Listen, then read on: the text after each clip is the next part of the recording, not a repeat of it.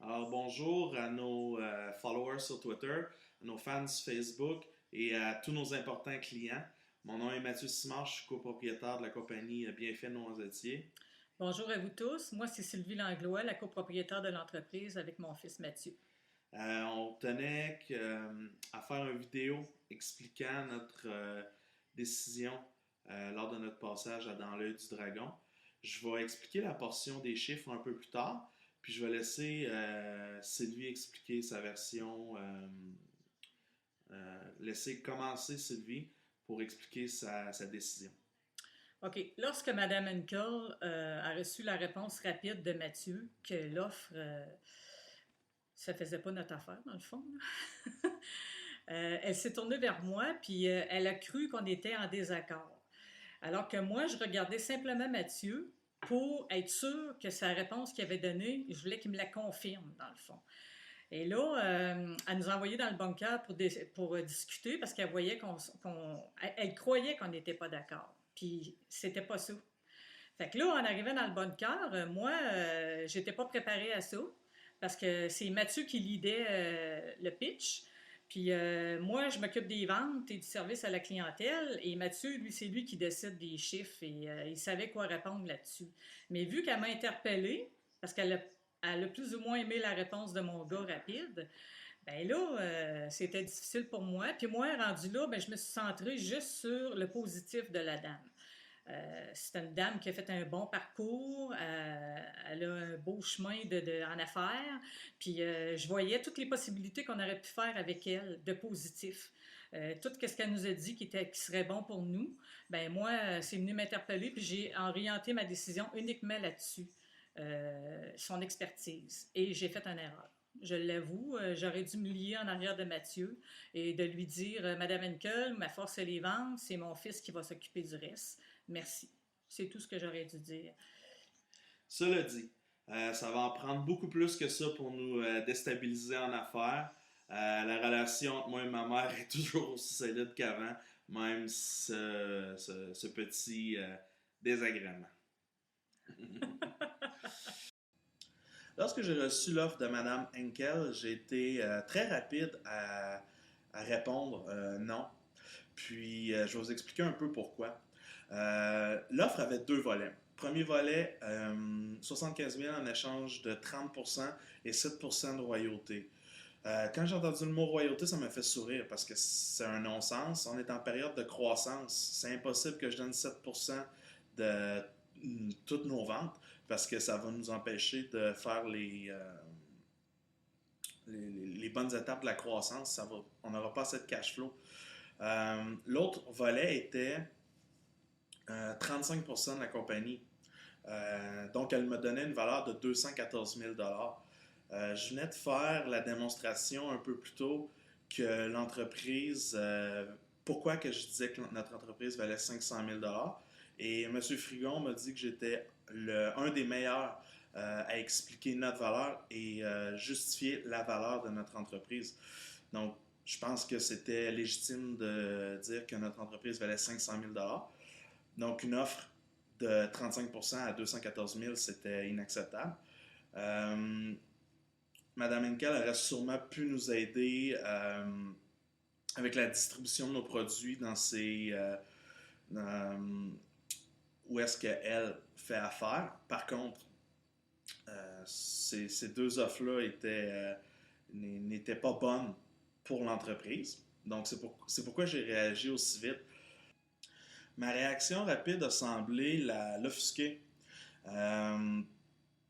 Pourtant, la raison pourquoi j'ai réagi rapidement, c'était vraiment parce que je voulais lui faire sentir que j'étais vraiment prêt à négocier, mais que la négociation allait se faire des deux côtés. Ça ne sera pas juste un côté qui va parler, puis moi que je dis oui ou je dis non, puis ça se termine là. J'étais prêt à discuter. Puis j'aimerais ça faire un parallèle avec les autres versions Dragon's Den et Shark Tank. J'ai relevé deux extraits pour vous que les participants, que les pitchers négocient ferme, mais poliment, ce que j'ai l'habitude de faire. Puis les dragons sont impressionnés. Les autres dragons et sharks sont impressionnés que les pitchers se lèvent. Et c'est ça, on négocie fermement, mais poliment. Et puis, ça n'a pas tellement été la réaction des dragons dans l'œil du dragon. Les autres sont restés quand même assez silencieux, mais Madame Henkel a vraiment, mais vraiment été offusquée là, que je refuse son offre rapidement, puis je comprends pas pourquoi. Parce que j'aurais vraiment aimé ça, pouvoir négocier avec elle.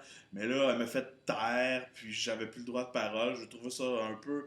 Ben, sur le coup, non. Avec le recul, je trouve ça drôle, mais sur le coup, j'ai eu la mèche courte, là, je l'avoue. Ça, c'est mon erreur.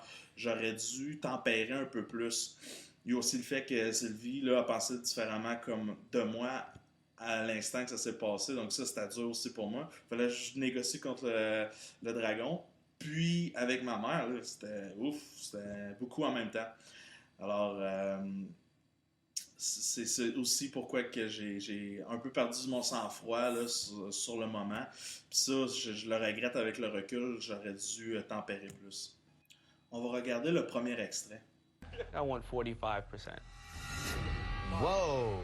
Robert understands technology, so I would partner up with Robert. So, Robert, if you're okay with $150,000 for 45%. 75,000 from Damon, 75,000 for me, and I promise I will never be seen in the nightclubs.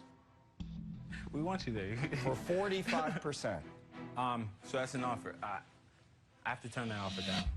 Wow. Wow, you didn't even think about it. This isn't $1 million company. This isn't a 10 million, 50 million. This is $500 million company. Today. So for me to sell 40, Not today. for me to sell, but I understand where it's going.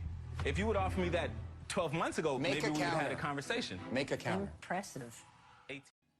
Donc, vous avez vu que dès la réception de l'offre, le pitcher dit I have to turn down that offer et explique pourquoi. Ce que j'aurais aimé faire. Malheureusement, j'en ai pas eu la chance. Robert Herjavec dit wow. Tu sais, il aime ça voir que le pitcher se tient debout. Et même Barbara Corcoran dit impressive. Donc, ça, c'est un peu, ça fait valoir mon point que je sais pas pourquoi, dans la mentalité du Québec, pas tous, là, mais un peu, c'est généralisé un peu, c'est que quand on se tient debout, c'est arrogant, mais avec la réaction des Sharks, on voit qu'aux States, c'est wow. Maintenant, on va aller voir le deuxième extrait. Remember this man? James Lukasik pitched his plan for a Niagara winery. $2 million for 30% of my business, and that's basically to fund the construction of my winery cellar. He took some flack. If I really want to be in the wine business, I'll just go there, buy $3 million worth of land. You'll never find this, Kevin. Just don't even dream about it, because this is a historical Crown-granted property that you won't find. I guarantee it. But he also earned some respect.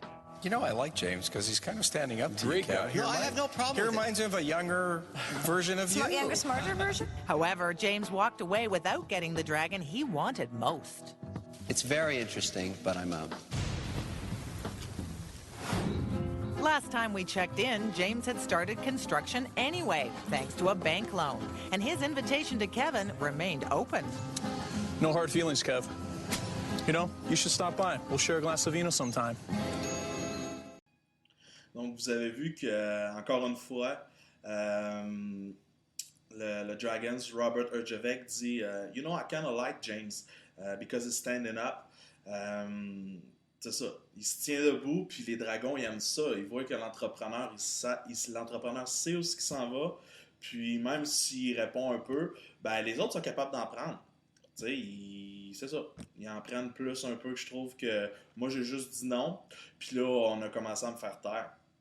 J'ai trouvé ça spécial. La vraie question qui avait été posée, c'est est-ce qu'on peut se tutoyer, François? Le montage a fait en sorte que c'est comme si je demandais ça à tous les dragons, chose que j'aurais jamais fait. Évidemment, le vous était de mise. Mais moi et François Lambert, on se suit sur Twitter depuis plusieurs semaines. Même au moment du tournage, ça faisait plusieurs semaines qu'on échangeait.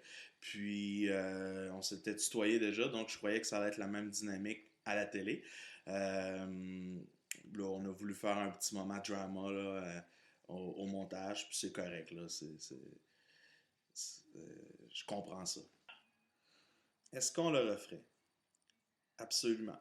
Malgré qu'on a coupé beaucoup de choses très positives pour notre compagnie, comme le fait qu'on est la seule entreprise de produits de noisetiers à détenir une licence de Santé Canada depuis plusieurs années, que nous sommes la seule entreprise à détenir une licence CPSC. Ça, c'est pour la sécurité de nos colliers pour bébés aux États-Unis. Oui, je le referai, c'est sûr. Avoir la chance de côtoyer des gens d'une telle envergure est une expérience des plus stimulantes. Et qui sait, on va peut-être se revoir l'année prochaine en ayant le double des ventes et on va avoir un meilleur pouvoir de négociation. Je suis ouvert à tous les commentaires constructifs. On peut jaser ensemble. Et puis, je vous remercie d'avoir pris le temps d'écouter cette vidéo. Bye.